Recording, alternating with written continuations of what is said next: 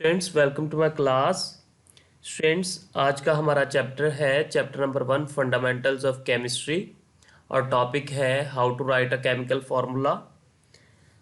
आज की क्लास में हम पढ़ेंगे कि कीमियाई फार्मूले कैसे लिखे जाते हैं, how to write a chemical formula.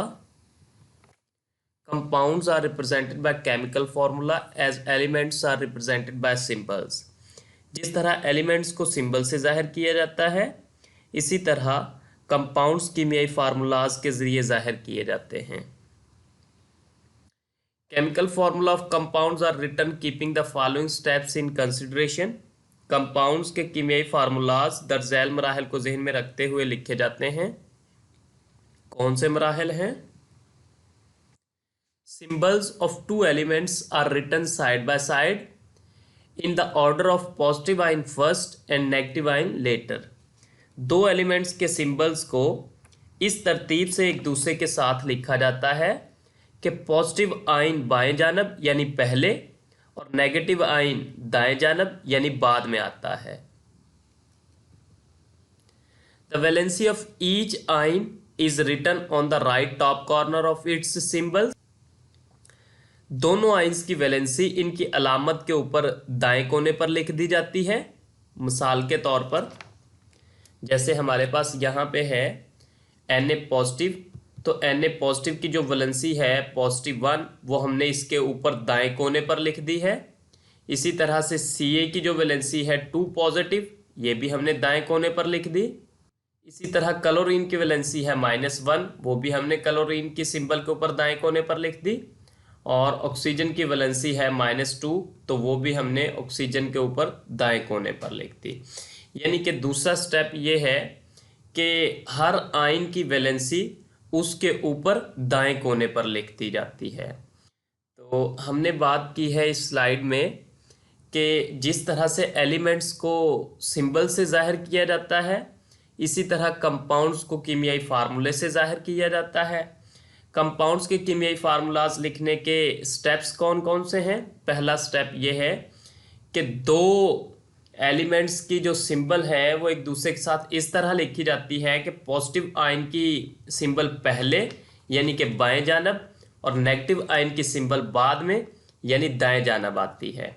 और दूसरा स्टेप ये है कि इन एलिमेंट्स की सिंबल के ऊपर इनकी वैलेंसी दाएं कोने पर लिख दी जाती है। जैसे कि सोडियम की वैलेंसी है +1, तो हमने दाएं कोने पर लिख दी। कैल्शियम की वैलेंसी है +2, तो हमने वो भी दाएं कोने पर लिख दी। क्लोरीन की वैलेंसी -1, वो भी दाएं कोने पर। और ऑक्सीजन की वैलेंसी -2, वो भी दाएं कोने पर। The valency of each ion is brought to the lower right corner of other ion by cross exchange method. दोनों आइंस की वैलेंसी को इन दोनों के निचले कोने पर दाएं जानब क्रॉस एक्सचेंज तरीके से लाया जाता है।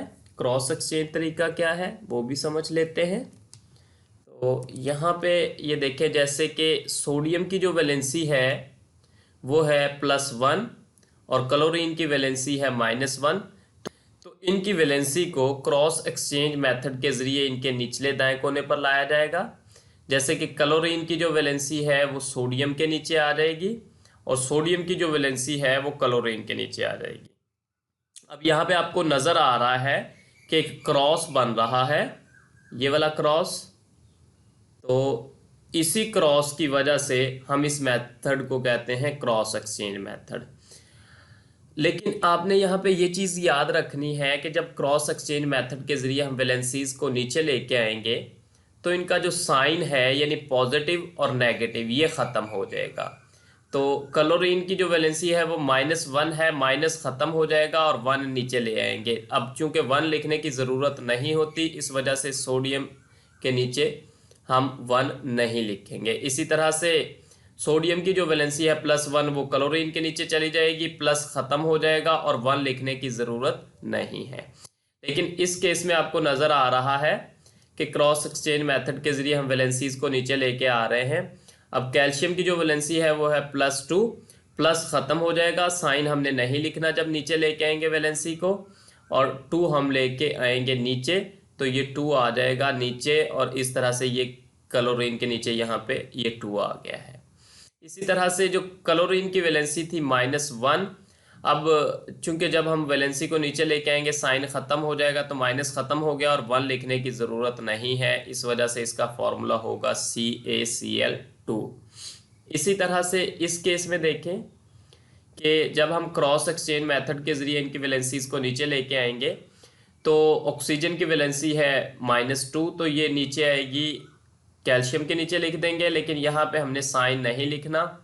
और इसी तरह से जो कैल्शियम है इसकी वैलेंसी है +2, तो ये चली जाएगी ऑक्सीजन के नीचे, ऑक्सीजन के नीचे भी आ जाएगा 2, हमने प्लस माइनस यहाँ पे नहीं लिखना। अब अगला स्टेप ये है कि जब वैलेंसीज एक जैसी होंगी, जैसे कि +2 -2, अब यहाँ पे कैल्शियम के नीचे भी 2 आ जाएगा और ऑक्सीजन के नीचे भी 2 आ जाएगा। तो जब वैलेंसीज एक जैसी होंगी, सेम होंगी, तो उनको कैंसिल कर दिया जाता है और कीमियाई फार्मूले में नहीं लिखा जाता। जैसे कि कैल्शियम ऑक्साइड के केस में वैलेंसीज एक दूसरे से कैंसिल हो जाएगी, लेकिन इस केस में चूंकि वैलेंसीज एक दूसरे से डिफरेंट हैं, कैल्शियम की वैलेंसी 2 है और क्लोरीन की 1 है, इस वजह से इन्हें कैंसिल नहीं किया जाएगा और उसी तरह से फार्मूले में लिखा जाएगा। सोडियम क्लोराइड के केस में भी वैलेंसी सेम है, क्लोरीन की भी 1 है और सोडियम की भी 1 है, इस वजह से वो कैंसिल हो जाएंगी और उन्हें हम कीमियाई फार्मूले में नहीं लिखेंगे। तो नेक्स्ट स्टेप जो हमारा है वो यही है कि if the valencies are same, अगर वैलेंसीज सेम है, दे आर ऑफसेट, तो इन्हें कैंसिल कर दिया जाता है, and are not written in the chemical formula, और कीमियाई फार्मूले में नहीं लिखा जाता।